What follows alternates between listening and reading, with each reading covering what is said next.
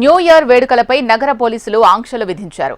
20 community events కు మాత్రమే permission ఉందని, మాదాపూర్ జోన్ పరిధిలో 61 ఈవెంట్స్, 43 పబ్స్ ఉన్నాయని మాదాపూర్ డీసీపీ వినీత్ తెలిపారు. ఈవెంట్స్ కెపాసిటీ మేరకు అనుమతించాలని, ఎక్కువ మంది వస్తే చర్యలు తీసుకుంటామంటున్న డీసీపీ వినీత్ తో మా ప్రతినిధి Amarender face to face.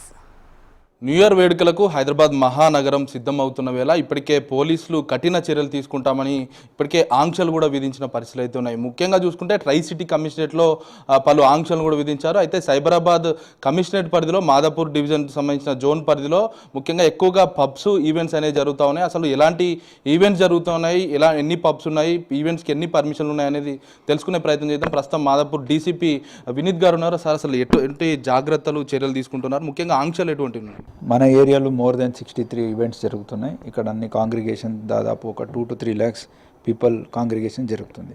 So different ఈవెంట్స్లో.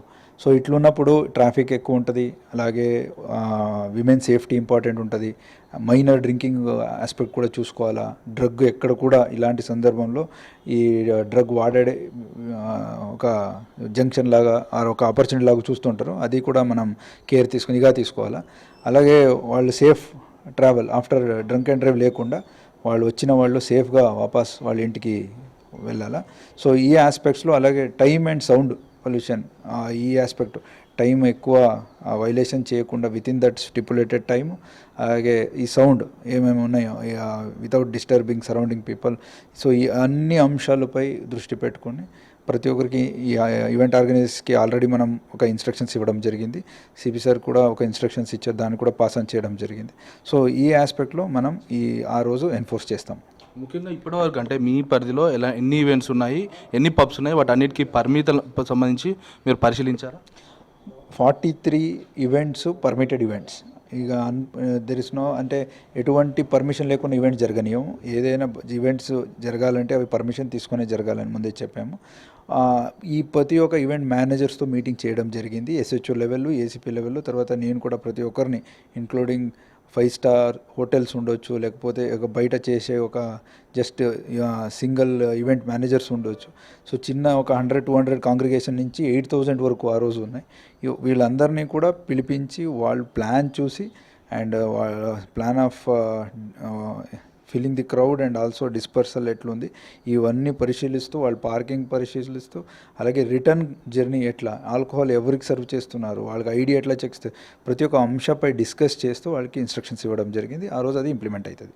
ముఖ్యంగా అంటే పబ్స్లో ఎక్కువగా తాగి అందరు బయటకు వస్తారు కదా, వచ్చిన సమయంలో వాళ్ళు డ్రైవింగ్ చేసి రోడ్డు ప్రమాదాలకు గురవుతున్న పరిస్థితులు, అలాంటి వాటికి ఎలాంటి సూచనలు ఇచ్చారు?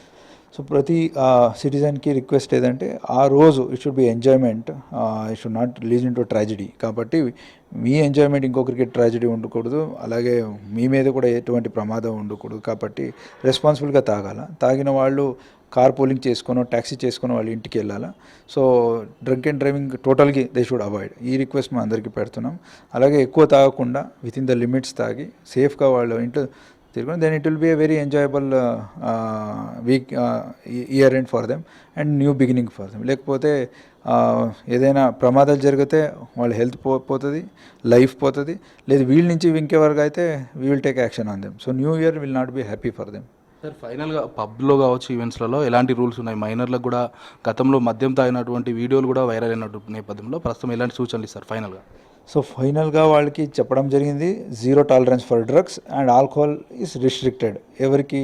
మైనర్స్కి. అలాగే ఎక్కువ తాగి ఇంకా వాళ్ళకి సర్వ్ చేయడం, వాళ్ళు 100 అడుగుతారు, బట్ అట్లా సర్వ్ చేయకుండా రెస్పాన్సిబుల్ సర్వింగ్ అన్నది ఉంటుంది, అది కూడా చేయాలి.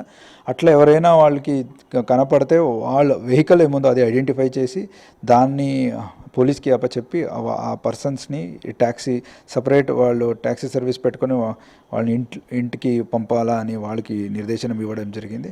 So 0 tolerance in drugs and restriction on alcohol, ఈ రెండు మేజర్. కాబట్టి వాళ్ళకి క్లియర్ కట్ ఎక్స్ప్లెయిన్ చేసాము, అందరూ కూడా ఇట్లానే పాటిస్తామని మనకు మాట్లాడారు. పూర్తి స్థాయిలో మాదాపూర్ జోన్ పరిధిలో నిఘా ఉందని డీసీపీ వినీత్ చెప్పారు. అయితే ఈ మొత్తం అదే నిఘా ఉందని, న్యూ ఇయర్ వేడుకల వేళ ప్రతి ఒక్క చోట ఆంక్షలు విధించాం.